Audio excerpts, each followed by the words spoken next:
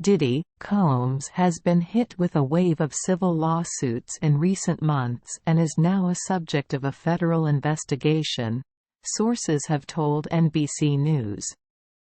Federal agents this week executed searches of Combs' properties, where guns were found, and his phones were seized at an airport as part of a warrant issued from the U.S. District Court for the Southern District of New York, law enforcement sources have said. Since November, Combs has been hit with 5 lawsuits in New York accusing him of sexual assault, sexual trafficking and engaging in other criminal activity. Combs has denied all of the allegations, calling them sickening. A source familiar with the matter told NBC News that at least 4 people have been interviewed about allegations of sex trafficking, sexual assault and the solicitation and distribution of illegal narcotics and firearms. Aaron Dyer, an attorney for Combs, described the raids this week as a gross overuse of military-level force. Neither Combs nor any of his family members have been arrested, Dyer noted in his statement. Here are the lawsuits that were filed against Combs prior to the raid.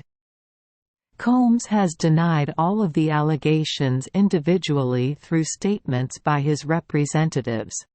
The singer Cassie, Combs' former romantic partner, shocked many in November when she filed a civil suit against Combs alleging that the music mogul sexually and physically abused her during the course of their relationship.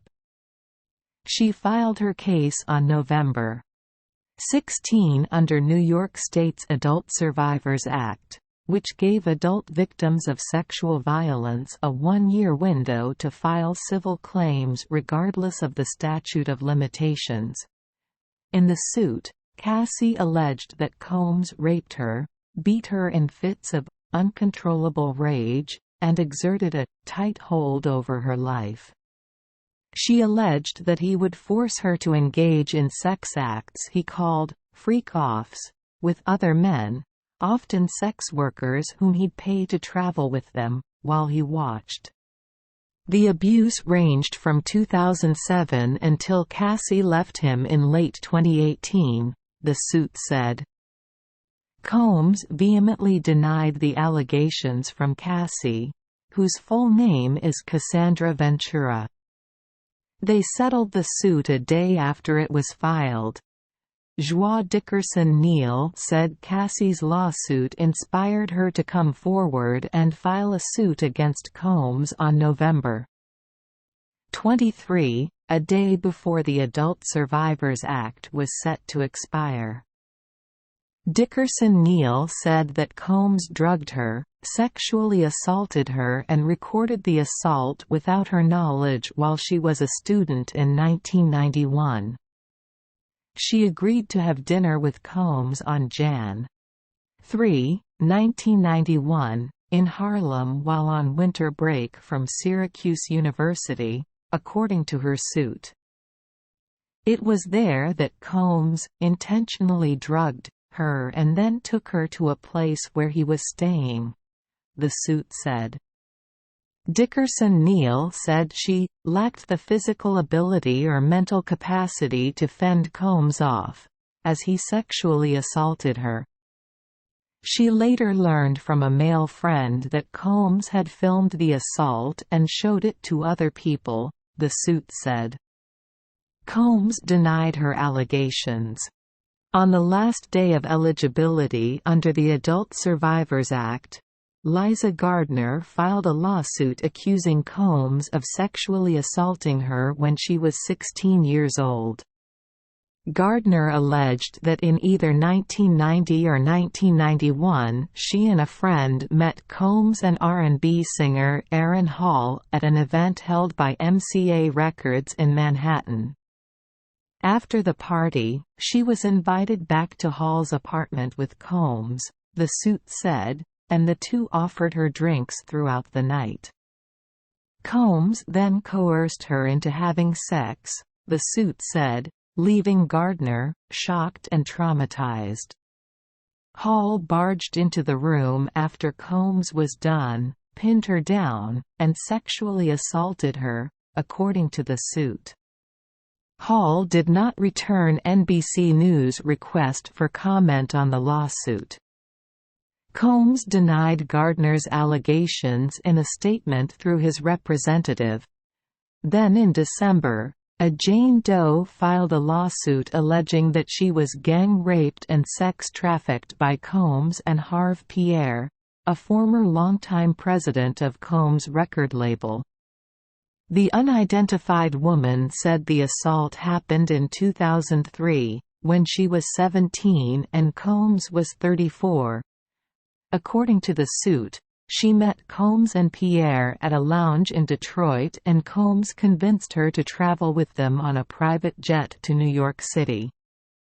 Before they left the lounge, the suit said, Pierre smoked crack cocaine and forced Doe to perform oral sex on him.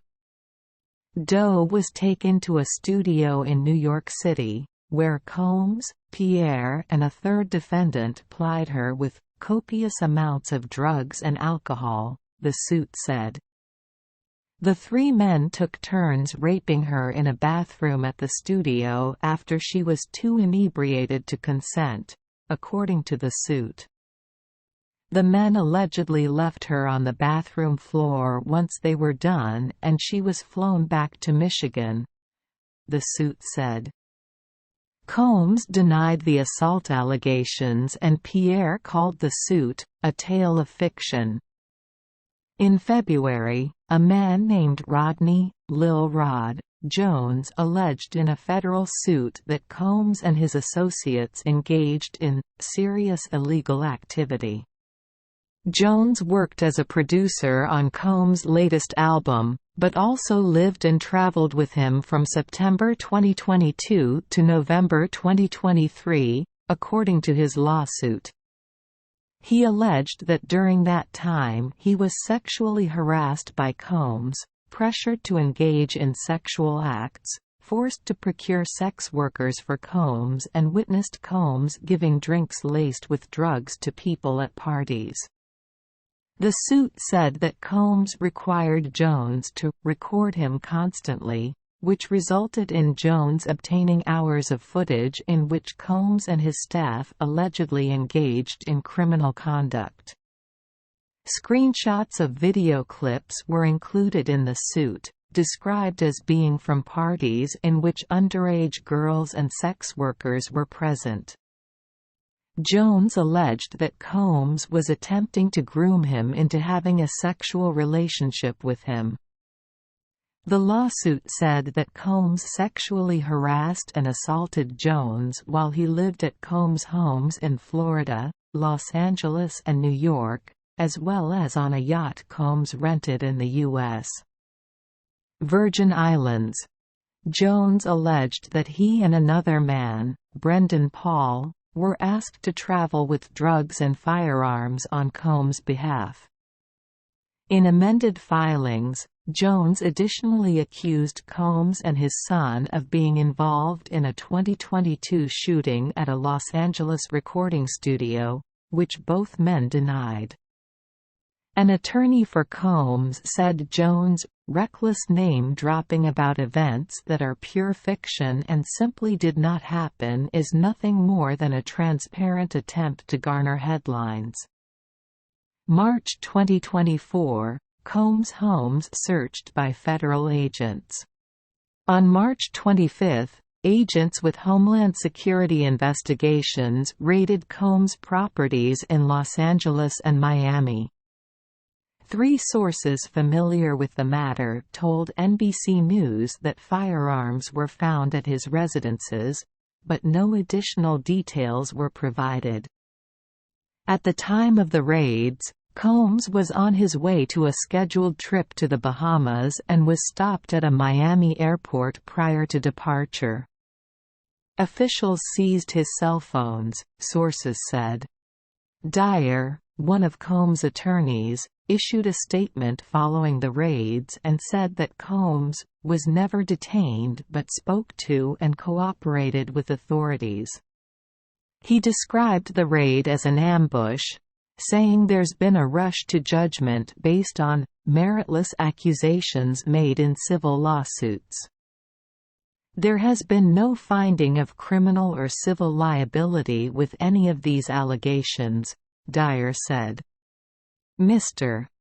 Combs is innocent and will continue to fight every single day to clear his name.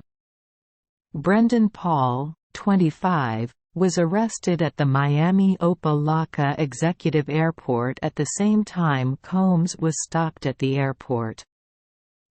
A law enforcement source familiar with the matter confirmed that Paul is a Combs associate. It is currently unclear whether the arrest was related to the raids. Paul was named as an employee of Combs in Jones' suit, which described him as someone who acquires and distributes drugs and guns on Combs' behalf. Combs allegedly required Paul and others he paid to carry black pouches that contained drugs such as ecstasy, cocaine, ketamine, marijuana and mushrooms. A Miami-Dade police report showed Paul was charged with possession of suspected cocaine and suspected marijuana candy, and court records show he was bonded out of custody the next day. According to the police report, local law enforcement was with agents from Homeland Security and customs officers at the time of Paul's arrest.